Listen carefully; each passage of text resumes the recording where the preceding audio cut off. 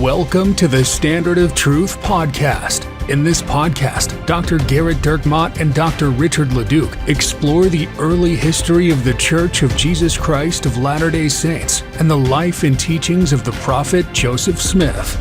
They examine the original historical sources and provide context for events of the past. They approach the history of the Church with faith, expertise, and humor.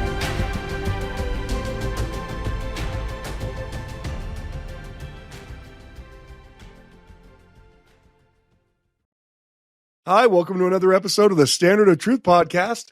I'm your host, Dr. Garrett Dirkmott, and I am joined by my friend, Dr. Richard Leduc. Hello, Garrett. Thanks for having me back.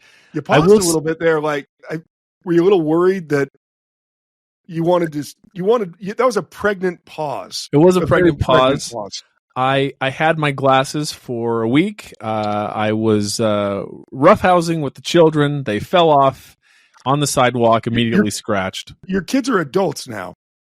Well, that's why they were able to win the wrestling match. We got some of these major, like the really large boxing gloves, you know? I see. The really large ones. And for your birthday?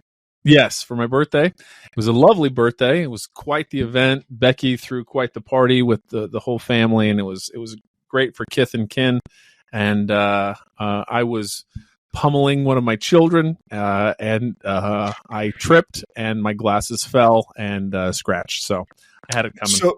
So first of all, I don't know what's more surprising, that you were so careless with these expensive, highly created glasses, or that when they fell off of your face, that the house didn't suddenly get drawn into them because they have the density of a neutron star. What's funny is that I was afraid I was going to get a shot in the face. You know, I was going to get decked in the face, and so I put the glasses in my front pocket. And because no one's ever been punched in the chest in a boxing. Well, match.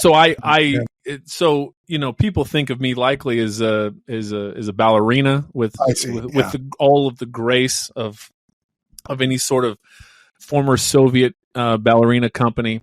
But I tripped, and then I fell, and then they flew out, and I said fudge, like the scene from Christmas Story. But I didn't say fudge. But so yes, I'm back in the glasses. So it's not that the pregnant pause was just I wasn't sure if it was you or not. I see. So what you see on the screen now is just this hideous blob mass.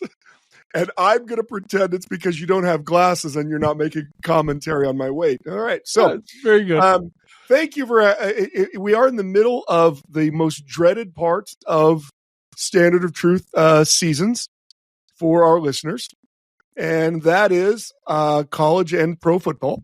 Oh, because, over the summer we kind of lose contact, and, we're following WNBA and arena football games. I mean, I think Richard was commenting on some kind of Australian rugby at one point. I mean, there's a lot of things that happen when you're desperate like that. But anyway, thank you so much for joining us. We've received. I do this apology all the time. One might say that if you make this mistake so many times, you're not really repenting. We apologize. We've received so many emails. I mean, we're literally receiving hundreds of emails a week, and we read them all, but we don't have the ability to read all of them on the air, and we certainly don't have the ability to respond to all of them. But we kind of got crosswise, I think, with one of our listeners, a young listener. Yeah. Yes. And in our quicksand of emails that flooded us. Yeah. So this comes to us from friend of the show, from family friend of the show, Sarah, and she had a child, and in fact emailed us while she was in labor on the 20th of July, Garrett.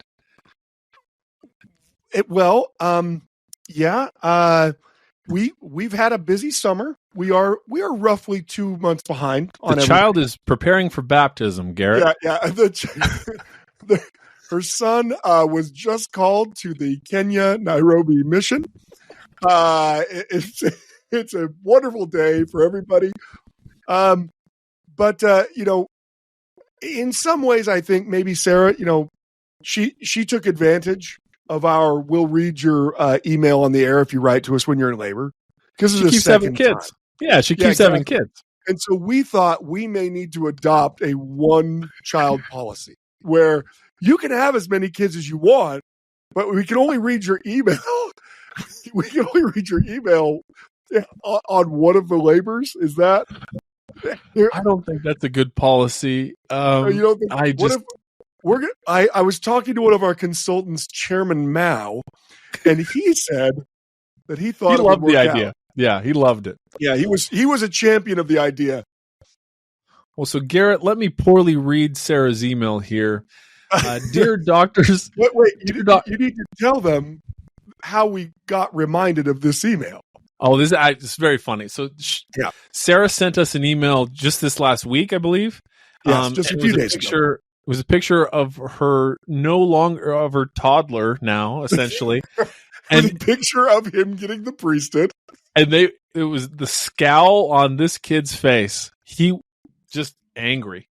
It was a very angry. People be like, "What a beautiful baby picture." This was an angry baby picture, like a baby that's about. He's thinking of ways to do you in. This baby, yeah, yes. So we were reminded, and I'm not going to read that email because she didn't. The tagline was, "When you've been alive for 8 weeks and you still haven't been mentioned on the Standard podcast." That was the caption of the picture. So it was very funny. Anyway, we're repenting, and we'll read at least some of it or all of it. I don't know what your plan is, Richard. Yes. Well, I mean, you can't see anything right now, so you'll just Well, the time has finally come. 2.5 months ago. It has almost 3 months ago. It has been 9 months in the scheming. Well, actually 2 months. Excuse me. I was getting ahead of myself. Yeah. It has been 9 months in the scheming. I'm pretty sure she was pregnant for 9 months, though. That is true. The way you just corrected yourself there made it sound like made it seem she was only pregnant. Yeah, for 2 months.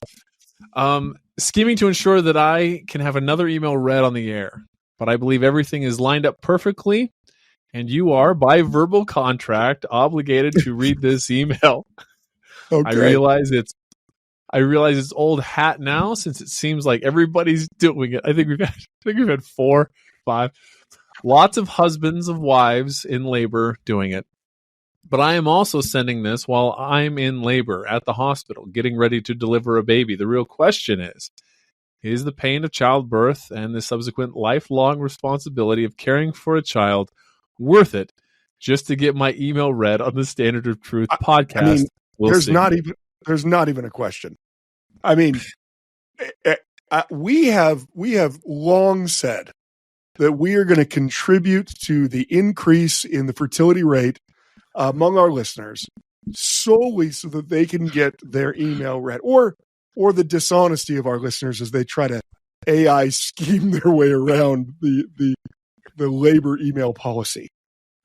I was relieved as the 4th of July came and went without giving birth, because I figured that if our son was born on the 4th of July, that would invalidate the read your labor email on air guarantee, since Garrett's least favorite holiday, because he hates America, is the 4th of July.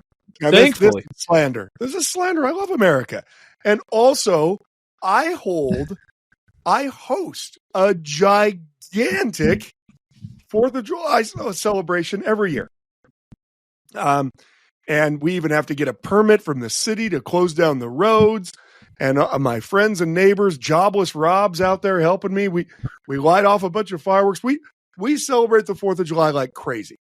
It's just that also, there are times that the United States has not been super friendly to Latter-day Saints in America's past. I think I may have said this before so we put out the Mexican flag on Pioneer Day.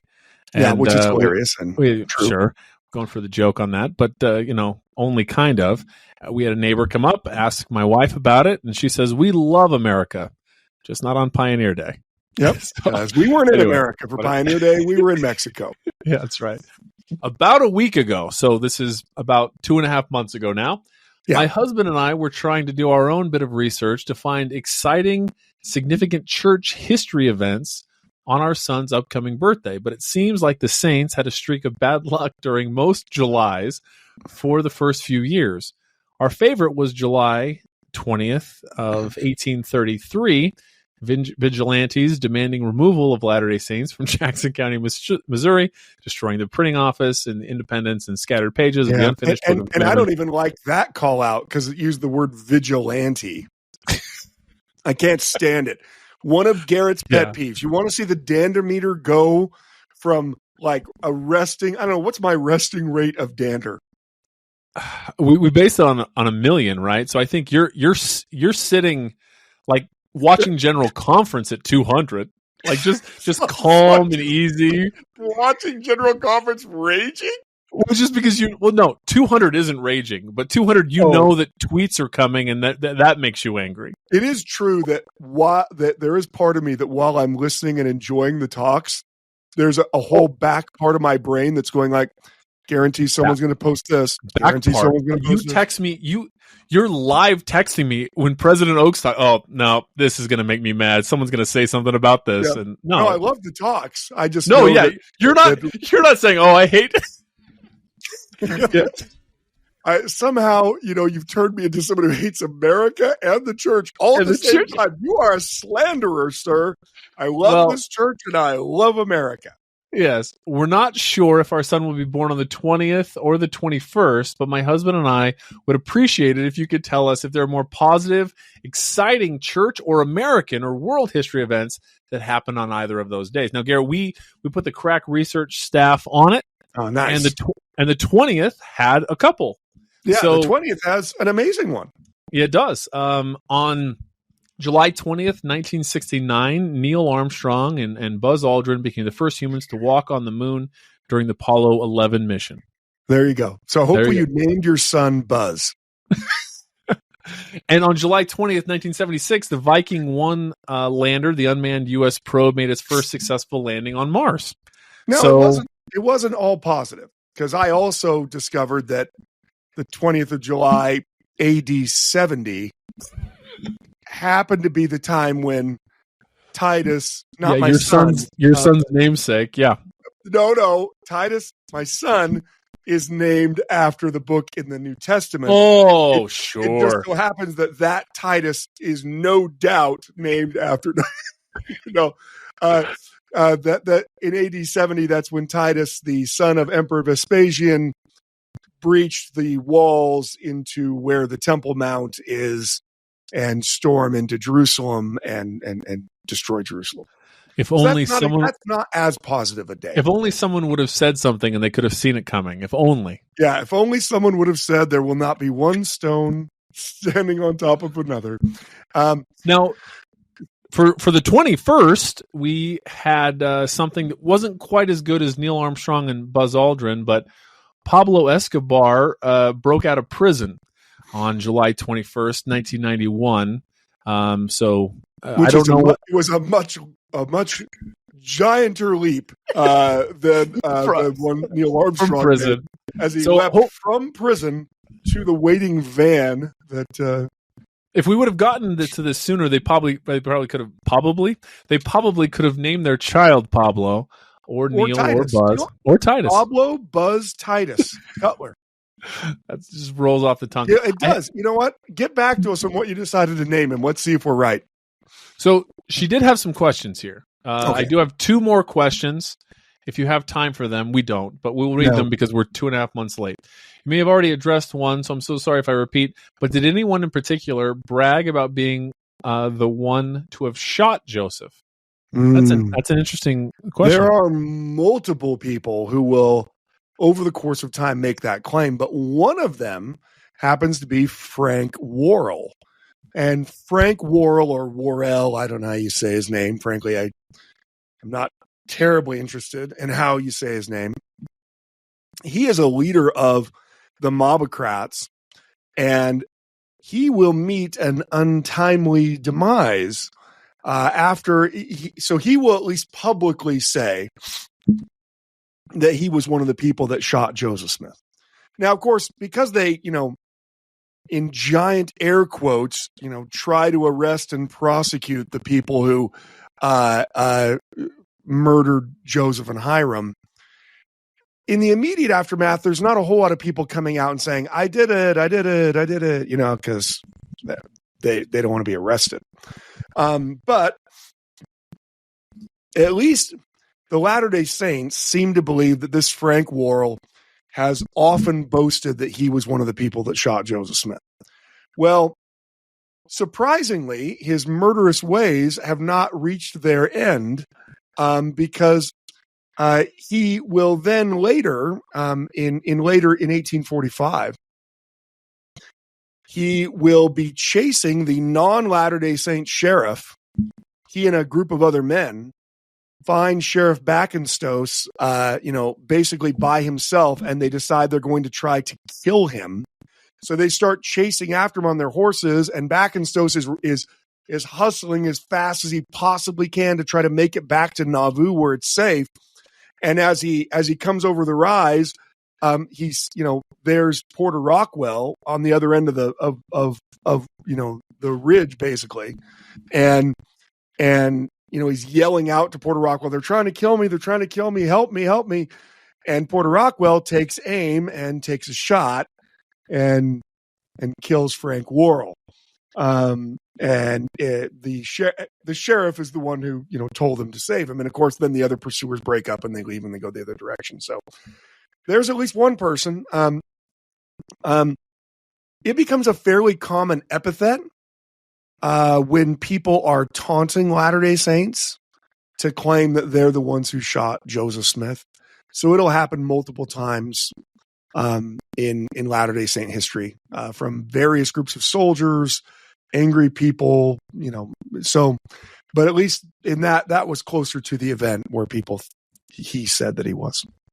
Her next question is, they live outside of Hershey, Pennsylvania, and they were wondering when we would be kind of, near where they're from on our tour. And so we do have the 2026, you're going to be Palmyra, Kirtland, July 12th through the 18th, and June 14th through the 20th, I believe. And then our 2027 tour just sold out for Palmyra through Kirtland, and that's the 6th through the 12th, 2 years from now, when her son will be returning from his mission. Right. The main reason why, the schedule on the tours is obviously very tight. So I've been to Hershey, Pennsylvania. I would love to take a group to Hershey, Pennsylvania. My biggest fear is that someone will fall into the chocolate river and we'll have an Augustus Gloop situation. I feel like how do you even get insurance for a tour group going there if any of them happen to love chocolate and have a German name? How would I vet that? It's tough.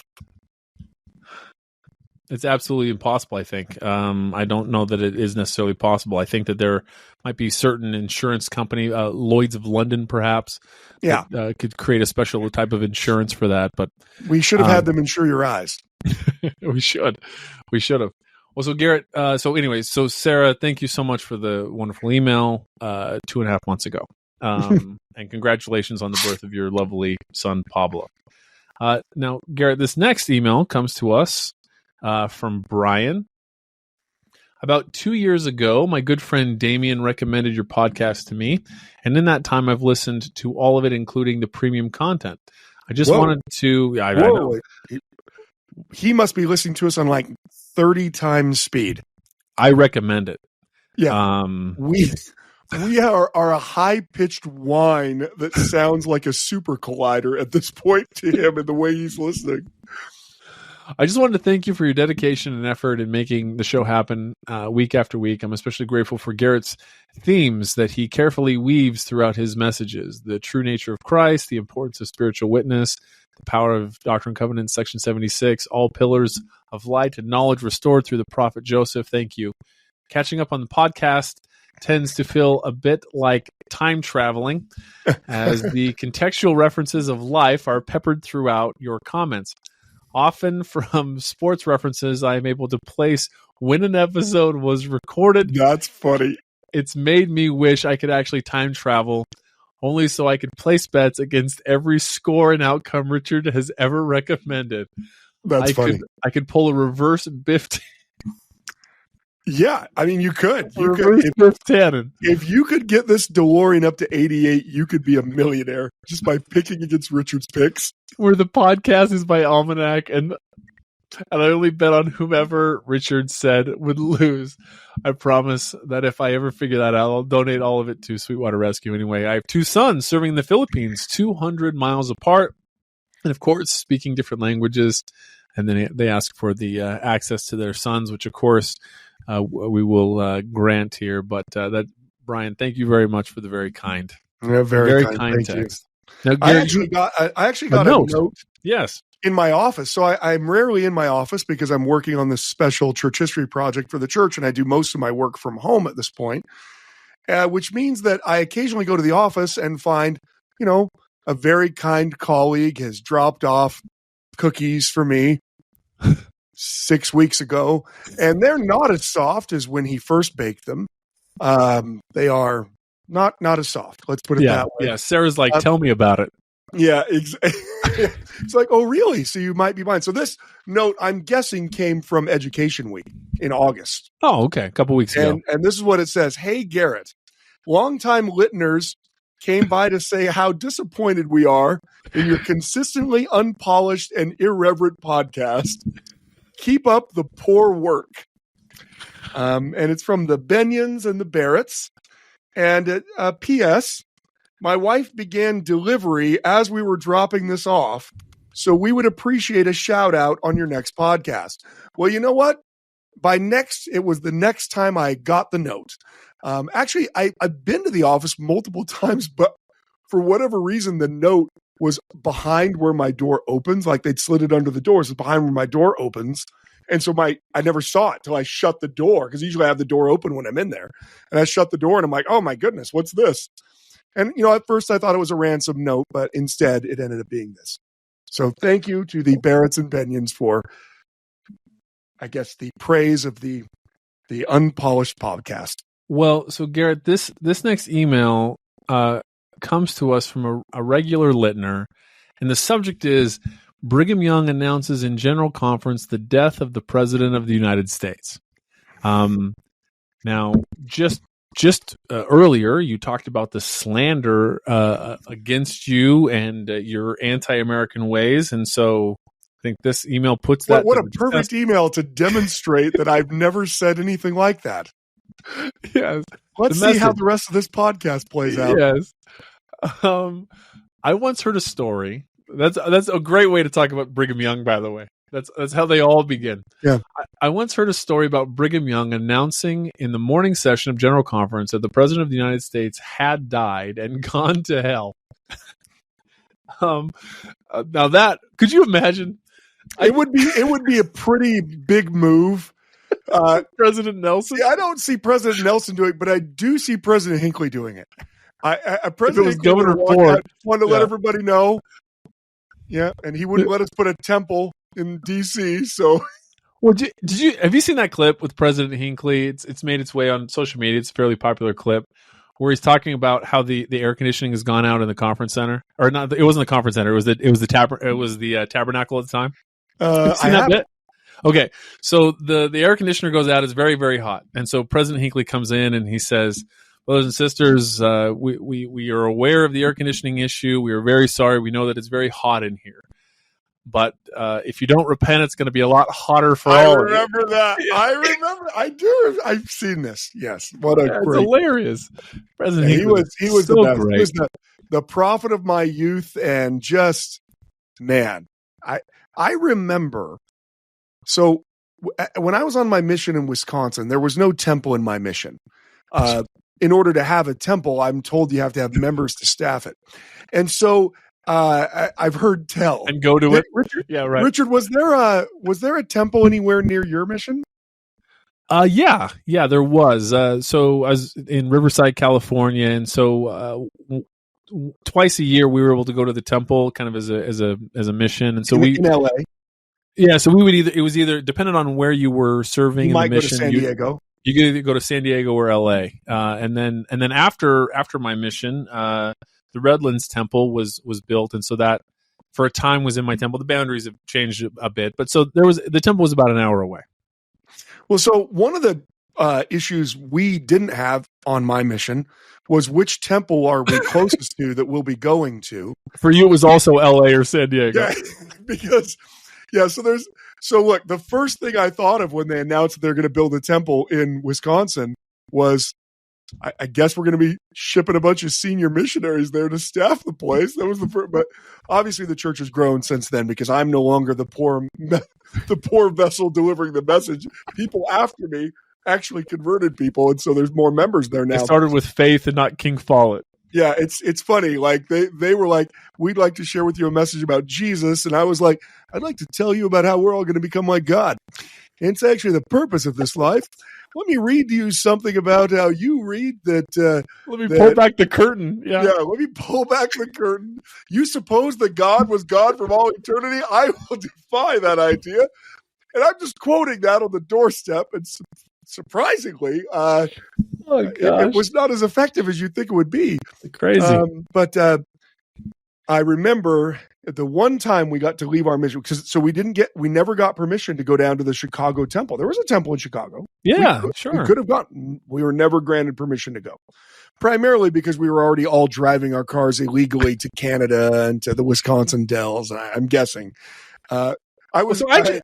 In fairness, I do understand it. So, like, your mission was so large that it was gigantic. Yeah, if you could have people serving in Milwaukee and they're relatively close, but you have people serving way north, they would never be able to someone's go. in the Upper Peninsula of Michigan. Right. They're going to hit 4 deer before they even make it to Escanaba to start trying to get down out of there. Yeah, so, for sure. That's for all of our Upper Peninsula listeners who are also deer. It's surprising. It's they're both getting hit by cars, and then also our listeners. So, but the whole point is, I remember the one time we got to leave our mission, President Hinckley came to the United Center, and he came and spoke, and they let us go down. We bussed down, and I got to tell you, the place is packed. I mean, it's to the gills. Members of the church, missionaries. And I wasn't in the United Center when Michael Jordan won his championships. But I can't imagine that the feeling was any less electric when President Hinckley walked in and that whole place stood. And I can still feel how the Spirit, like a thunderclap, said to me that this man is like the prophet Elijah of old. And just a great leader, great leader of the church. That wasn't the point of this. Sorry, I got a little weepy-eyed thinking. I'm just trying to delay me talking about something that's going to upset everyone. But you know what? This story, about the president, there's a lot of details behind it.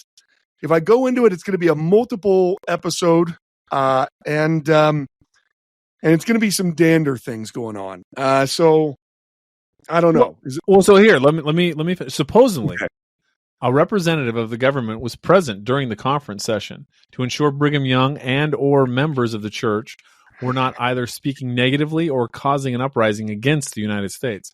This representative met with Brigham Young after the session and told him to retract his statement that he made previously in the morning session regarding President dying and going to hell. Brigham Young promptly announced in the afternoon session that he had announced that the President of the United States had died and gone to hell, and that he wanted to correct that statement.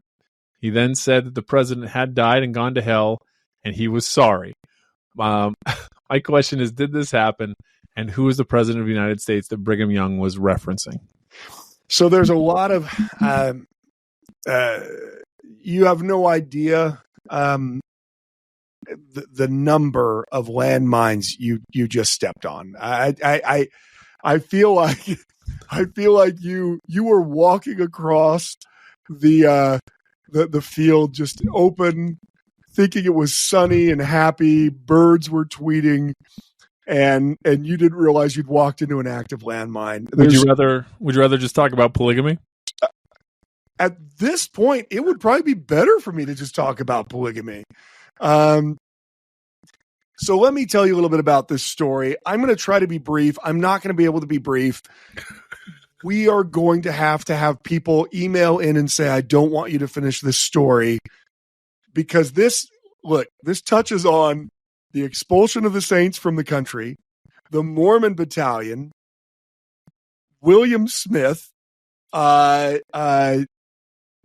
Young, the Treaty of Guadalupe Hidalgo. Well, there we go. That'll bring us back. Yeah.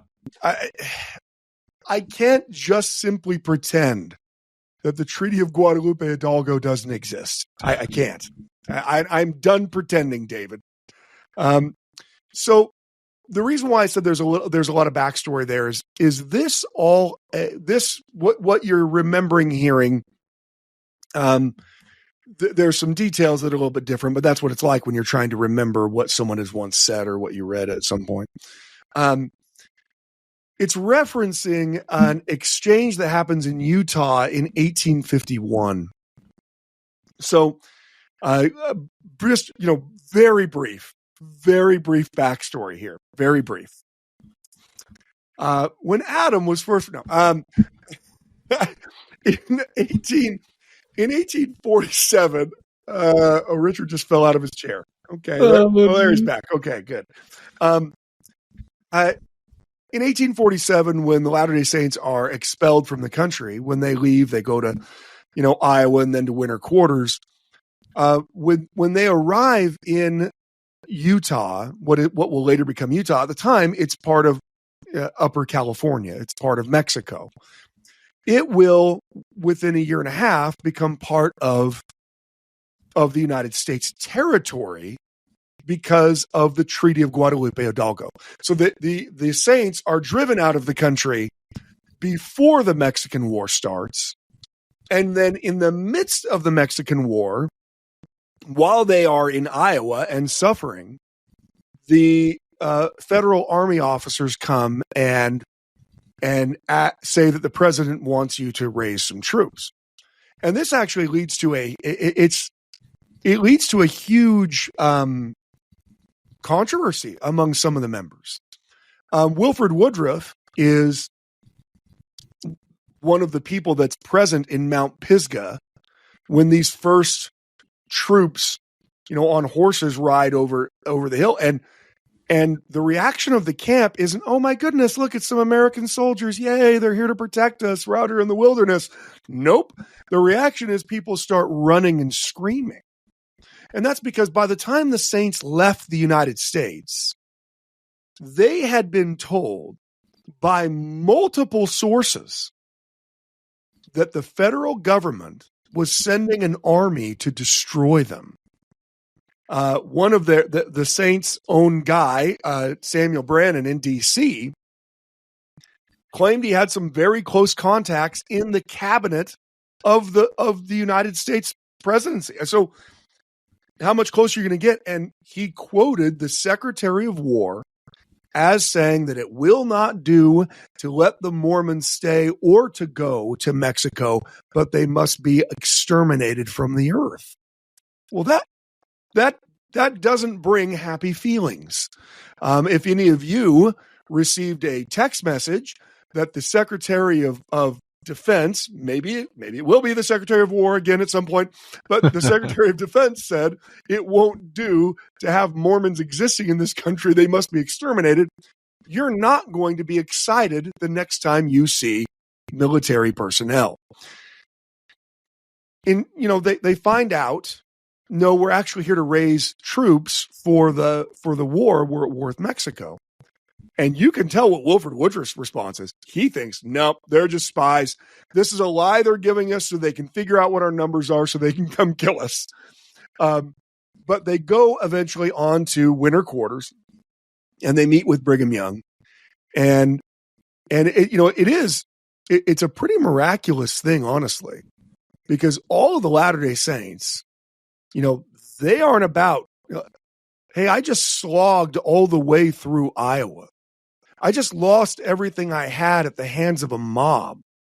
I didn't even get to sell the things I had because I was told if we didn't get out, we'd be killed. In fact, I was told that if we didn't get out in the middle of winter, that the federal government was coming to exterminate us. That's what Governor Ford told them as well. My personal favorite and President Hinckley's, Governor Ford. So you slogged your whole way across Iowa. You have watched dozens and dozens of people die because of exposure and because of disease.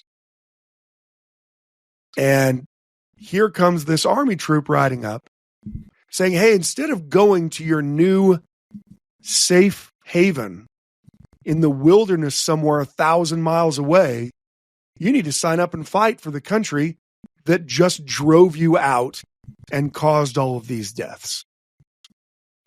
So as you might imagine, in the initial call for troops, there's not a ton of people flocking to the standard until Brigham Young intervenes. And Brigham Young, as a prophet, perceives that it's in the best interest of the Latter-day Saints to sign up. And so he tells the brethren, we need to enlist. And so what people already thought by the fact that the initial enlistment got almost nobody. And then Brigham Young spoke. And then hundreds of men and dozens of women. 550 people out of this band. The percentages of Latter-day Saints that join up to fight in the Mormon Battalion is a higher percentage than the number of people from the state of New Jersey that go fight in the Mexican War. Wow. The percentage of the population of the Latter-day Saints, and sorry, not even percentage. I said that wrong. The aggregate number, not just percentage-wise, we probably dusted everybody. Because out of 10,000 people, we're throwing 550 of them. Most of our young, able-bodied men. There are more total numbers of Latter-day Saints that serve in the Mexican War than there are total numbers of people from the state of New Jersey that serve in the Mexican War. That's incredible when you look at the disparity in population. So Brigham Young, though, perceives that I said this was going to be short. Why did I even talk about this? Brigham Young perceives that it's right. He knows that there's something amiss with the government, but he is not sure what it is. But the men sign up. They agree to sign over their pay over to the church. And then the church uses that money to help get many more poor people wagons and food to get more people across the plains. So those men who go off and sacrifice to fight for the battalion, they aren't just sacrificing potentially their lives and certainly months of horrible toil and the longest infantry march in American history. They're also donating all of their pay to the poor members of the church who wouldn't be able to make it across the plains otherwise. Someone asked me today, actually, if the prophet asked us to do something like Zion's Camp, do you think people would do it? And my response was, man, I sure hope so. But I got to tell you, if you ever find President Nelson teaching you something, urging you to do something, pleading with you to do something, and you, for whatever reason, don't do it, find excuses for why you don't need to do it, or even worse, criticize what he's asked you to do because you just know so much more about whatever he's talking about, I mean, you can thump your chest all you want and think you'd have left your family in the middle of the wilderness and walked 2,000 miles, possibly into death's door against the Mexican army, while signing away all of your money to the church. You can think that. But I think sometimes we don't realize that the reason why people were able to make these decisions is because they'd already made all the smaller decisions. That the fact that someone was able to give up everything and potentially go fight and die for a country that hated them is because they had already made the smaller decisions, that they were going to follow a prophet of God when it was easy and when it was hard, and when it was convenient and when it wasn't, and when it made sense and when it didn't. And so they signed up. And it's true that none of them die in battle, but several of them die of disease along the way. There are people who walk out of winter quarters who never walk back to their families, and because they're going on that Mormon Battalion march. So it's a huge sacrifice. Well, very quickly thereafter, the one thing that Brigham Young asks of the federal officials there, the military guys there, look, we're trying to get out of Dodge, in part because you people are murdering us. So if we send all of these young men to go fight, we're not going to be able to get all of our wagons out of the country, out of U.S. territory. So if we do this, you have to agree to let us stay here on this, what is technically unorganized Indian territory, because the Latter-day Saints had already negotiated with the Indians to stay where they were staying. They were already on good terms with the Indians, but the federal government hadn't given them permission to settle where they were at, temporarily there in winter quarters. And so he says, look, we'll do this, but you have to grant us the right to stop here because we can't go any further. And then we'll be able to move on once people get back and, we have more time to gather up. And the federal troops, they readily agree to that. Oh, absolutely. We'll send a message to Polk. And in the immediate aftermath of that, after the battalion leaves, the local federal officials, the federal Indian agents, begin incessantly harassing the Saints and demanding that they leave winter quarters and that they're not allowed to be there. And Brigham Young keeps saying, no, I have this agreement with the army that we're allowed to stay here. And as that kind of percolates over time, I think Brigham Young discerns that Polk was not keeping his word, that he'd never intended this, that there must have been something more nefarious about the calling of the Mormon Battalion. Now we have, how many episodes on the Mormon Battalion do we have, Richard? We have 4. Like 4? This is a 4-parter. So I'm going to do a 5-parter here. But you should go back and listen to those two we talk about. And one of the things we talk about is that Brigham Young was right. There was something nefarious. In fact, James Polk says in his journal that the only reason he's calling the Mormons into military service is to prevent them from joining with the Mexicans or the British during the middle of the war. Because he knows that they've been treated like garbage. He knows that they could readily be swept up by some other nation. And so he, with knowing that they serve no military purpose whatsoever, calls them into the army, but then has a secret order along with it to make sure that their number never exceeds a third of the other non-Mormon troops around them, so that the other 2/3 can put them down when they become the traitorous rebels that he believes them to be. So Brigham Young didn't know why he felt uneasy about why Polk called the Mormon Battalion. Historians now know because we have Polk's journals. But he did. And so by the time they got to Salt Lake, the Saints, they felt that James Polk had deliberately tried to hurt them by the calling of the battalion. Now, what happens over the course of the next several years? Well, in 1848, there's an election. Well, in 1848, the Treaty of Guadalupe Hidalgo makes all of the Mexican territory, north of the Rio Grande, makes it American territory. Now, some of this is pretty easy because it's just like part of Texas, which was already an annexed state.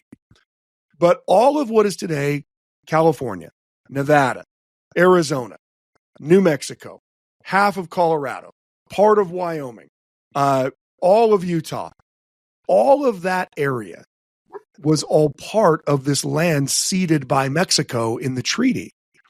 And so all of a sudden, the Latter-day Saints find themselves right back in, they jumped out of the frying pan into the fire. They literally just walked 2,000 miles to get outside of the United States. And the second they got outside of the United States, where they moved became part of the United States.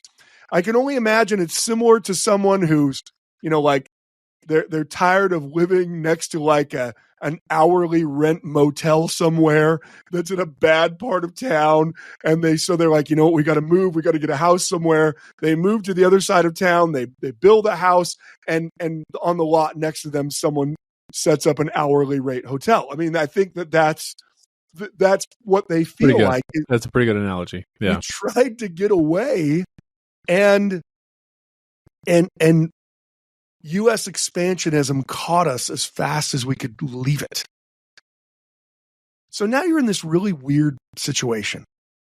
Well, we're back in U.S. territory, but we were driven out of U.S. territory. So what do we do now? In the months leading up to the election, the Latter-day Saints made a decision in Iowa. So Iowa's the newest state in the Union.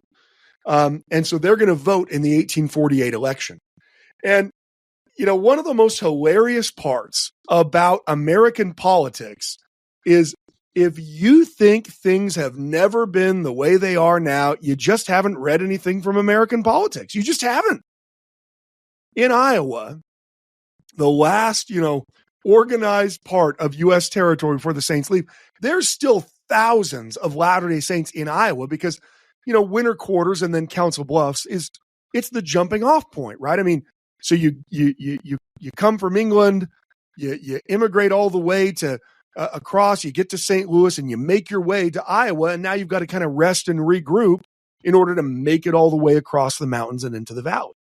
So there are thousands of members who don't go to Salt Lake in that first year, and they're gathering and preparing, but they also happen to be living in Iowa.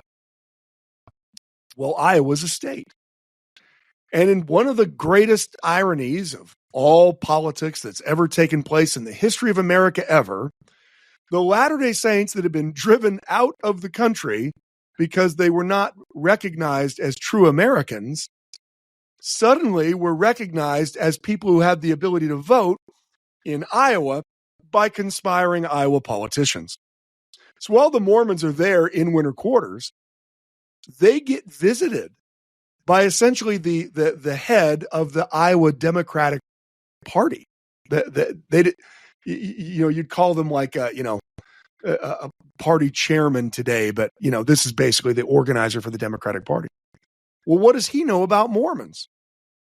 He knows that Mormons are solid Democrat voters.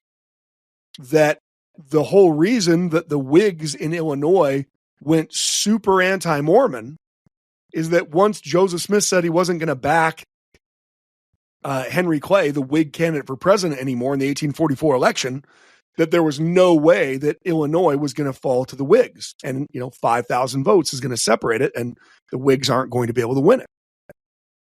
And so, here the Latter-day Saints are on the extreme western edge of Iowa.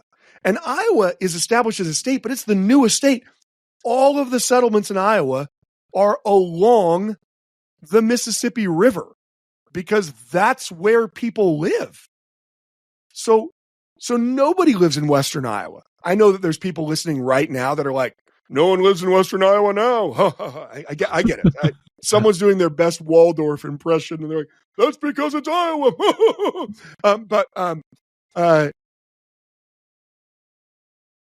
This is far more rural then than you can even think of now. And so the Democratic Party chair comes, and he actually tries to convince them not to leave. Hey, you guys don't need to be like hurrying out of the country. Like, got a big election coming up. It'd be kind of great if you guys like stayed for, I don't know, another 6 months to a year. So he's trying to convince them to not leave before the 1848 election, because I was very evenly divided between Whigs and Democrats. And I know it's hard to believe that a political party would care more about winning than literally anything else. But in Iowa in 1848, this was true. It's hard.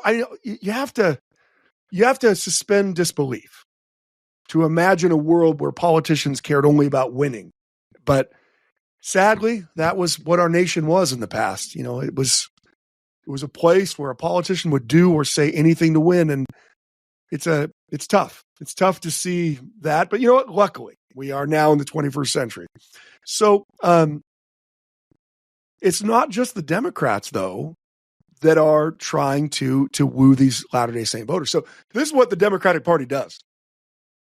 They are so desperate to get all these Mormon votes that they changed the laws in Iowa. So the laws in Iowa said that you had to vote in an established county at the county seat. And that's how it was for most states. Well, the Mormons are living in this totally unorganized, non-county area of Western Iowa. So the Democrats rammed through the legislature, because they control the legislature barely and they have the governorship. They rammed through a law granting the Mormons the right to vote by westward extension of the supposed county boundaries, and allowing them polling places there in what they called Potawatomi, even though it wasn't an organized county. So the Democrats, they're doing their look. They're all about it. We're going to get these Mormon votes before they leave, and we're going to win this election. But they're not the only ones courting Latter-day Saint votes. The Whig leader of Latter-day of Iowa, Whigs, who is at a deficiency. His party is out of office. They don't hold any statewide offices, but they are very close. All of the elections are razor thin, but they are in the minority every time. It's like watching presidential elections in like Texas or Minnesota, right? Where it's like, it's going to be close. It's going to be close. It's always the same result, but it's going to be close. No, it's the same result. People always get ginned up. Maybe this time Texas is going to flip to the Democrats. No, it didn't. Same thing. Minnesota. No, this time Minnesota's going to go Republican, except that it didn't and won't. And that's, so it was like that. Iowa was razor thin, but Democrat control. So the Whigs meet with the church leaders and try to, their pitch to them is, hey, in the 1848 election, the great hero of the Mexican War, the hero of the Battle of Buena Vista, is Zachary Taylor. The Battle of Buena Vista is probably the most important battle of the entire war. I mean, it is General, Winfield Scott, who will make the march. He'll land at Veracruz and make the march all the way to Mexico City and storm the ramparts of Chapultepec. He's the one who brings the war to its close. And by the way, Richard, we'll cover the Mexican War in 2040 on Condemned to Repeat It? Or when will we get there? Yes, we'll be able to send the messages directly to people's thoughts by then. I imagine. So we won't actually record it. No, you'll think it. Everyone will know what you thought, and then we'll be. I assume that have you thought about getting Google glasses prescription? So here's the thing. So Meta glasses. I think they've come out with their latest version, I think in the next week or two. I'm thinking about that. I think kind of an augmented reality is what I kind need. of feel like you should just go full cyborg at this point. No, it's essentially RoboCop. Yeah, I expect you to be saying, thank you for your cooperation. Good night. That's what I expect the next time. That's exactly the next time you get on, you're going to be like, hello, Garrett. We already tried replacing you with an AI bot. Did great. Read the emails perfectly. In your voice. Yeah, better. Yeah, that's my voice, but better. He's a better husband. He's a better father. He's an all-around great guy. He always shows up. For AI, is a jolly good fellow. So, anyway, the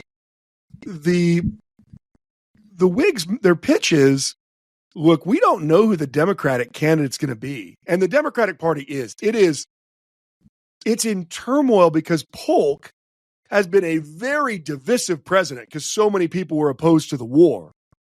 But he was a very effective president. You can say whatever you want about James Polk.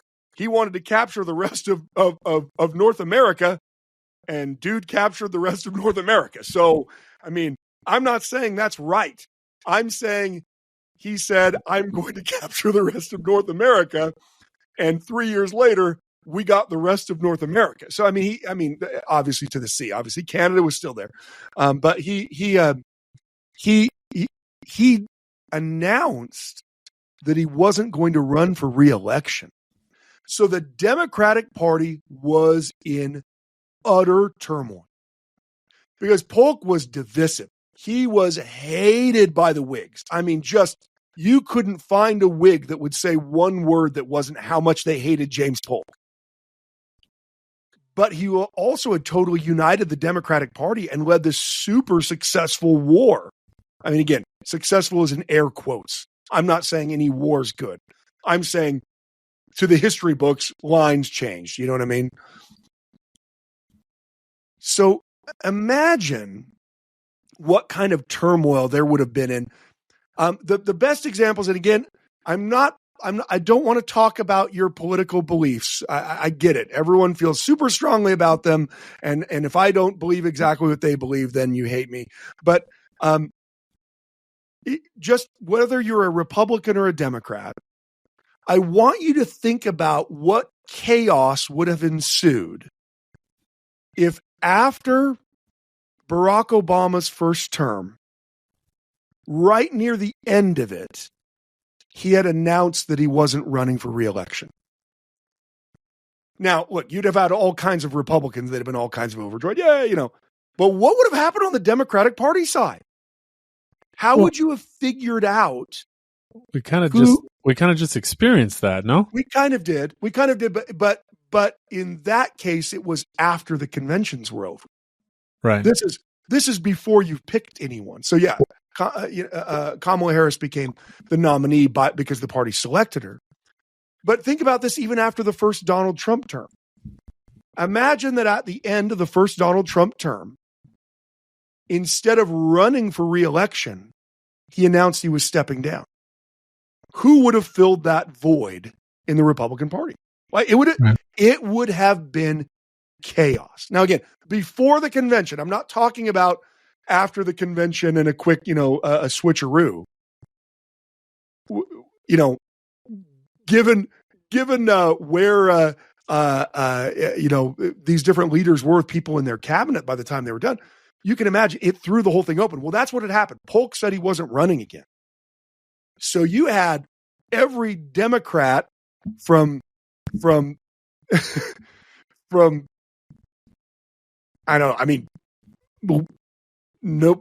Orleans to Maine saying they're going to throw their hat in the ring for the presidency. And so the party's super divided just over this political wrangling of who are we going to nominate for our president.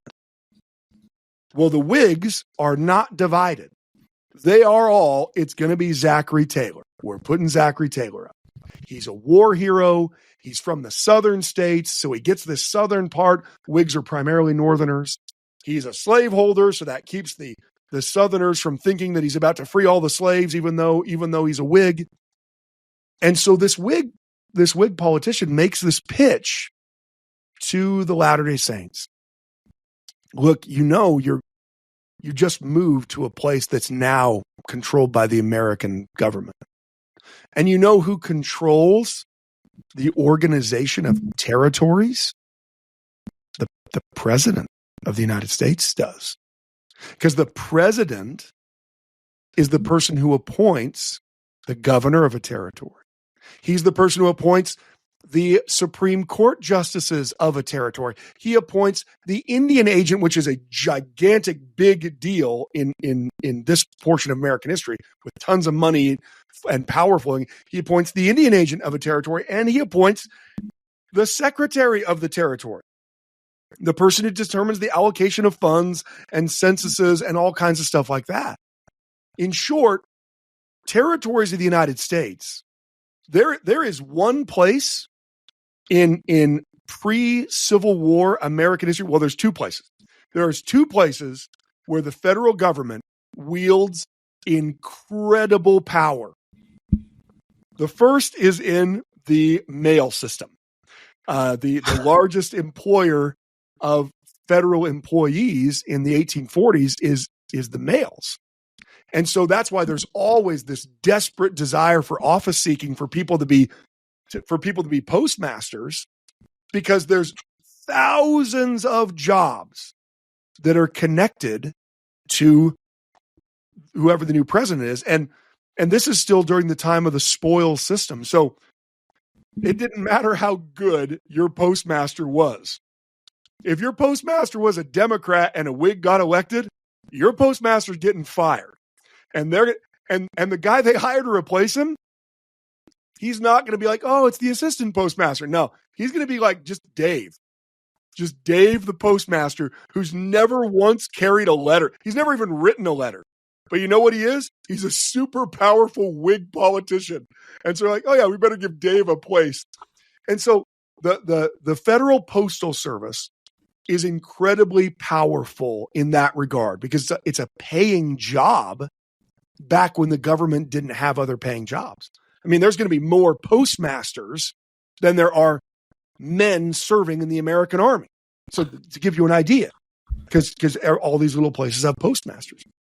And the second place the federal government was incredibly powerful was in the territories, because the Constitution gave the power to legislate over the territories to the federal government, not to the people living in that territory. So if someone wanted to establish a territorial government, this is what they had to do.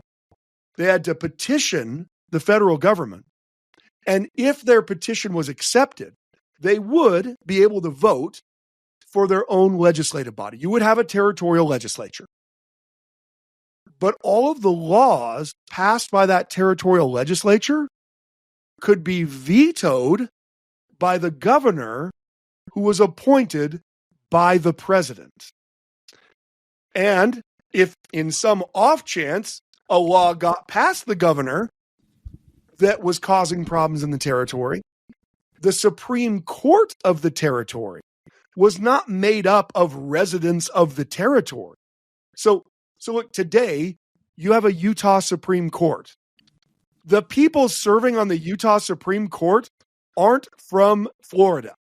It's not like, well, welcome to this honorable session of the Utah Supreme Court.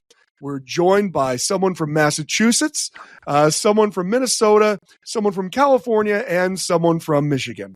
No, the Utah Supreme Court is made up of Utahns, right, who are appointed to that position.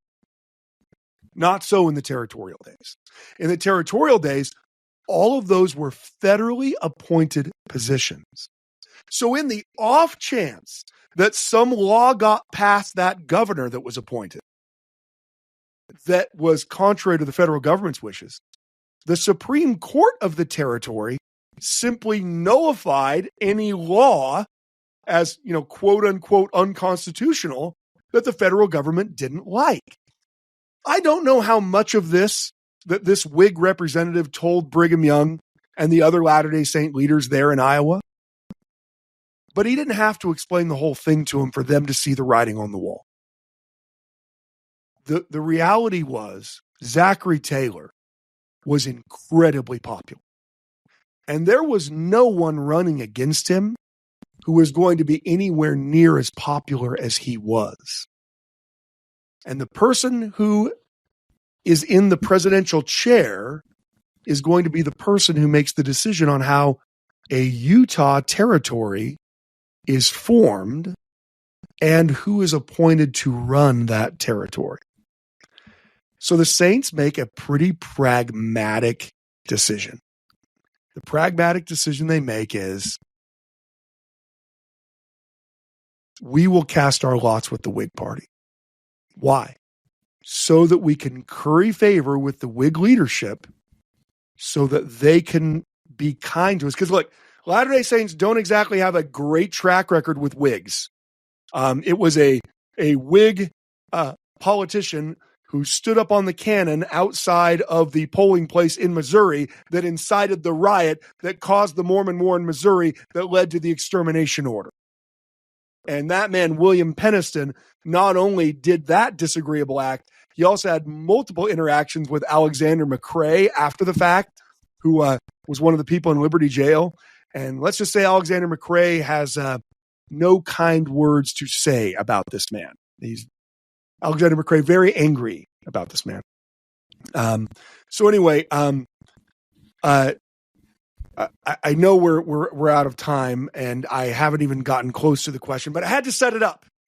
What I had to set up was the Latter-day Saints in the 1848 election made a deliberate decision for their own self-interest to vote against what they generally did, which was they voted in block for Democrats, to vote for the Whig candidate Zachary Taylor, as well as all of the other Whig downline candidates, because they were hopeful that by showing that willingness to support Taylor, that Taylor in turn would show support to them as they attempt to create a territory out of this newly conquered wasteland that they were living in.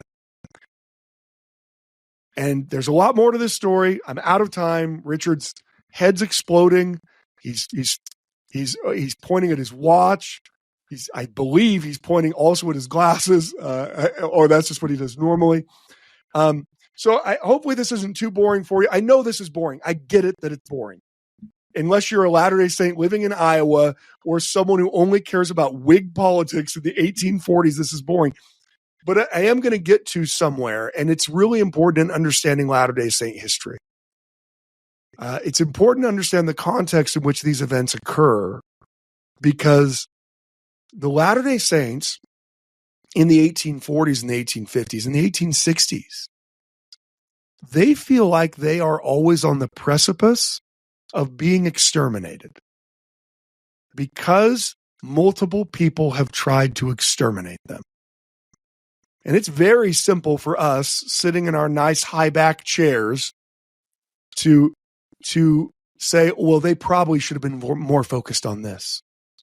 Yeah, it's super easy to tell people in the past what they should have been focused on when you aren't the one who's being threatened with extermination. When you're the one being threatened with it, your priorities are a little bit different.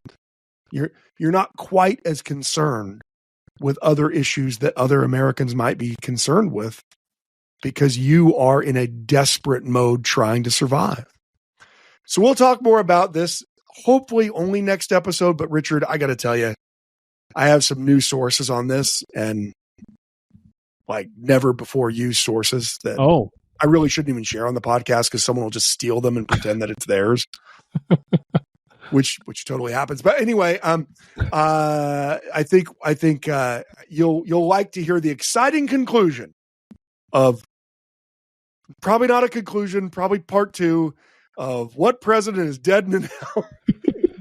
We call it dead and in hell. That's what we'll call this. Dead and in hell. I think it's dead perfect. And in hell, which is also a way to describe people listening to the podcast when they get to like the 20th minute. They're like, you know what? I feel like I'm dead and in hell. The Catholic purgatory's got nothing on this, at the very least. We'd at least like to think of ourselves as a purgatory, not hell. So thank you so much for joining us. Thank you for listening to the Standard of Truth podcast, hosted by historian Dr. Garrett Dirkmott and Dr. Richard Leduc. If you know of anybody that could benefit from the material in this episode, please share it with them. Until next time.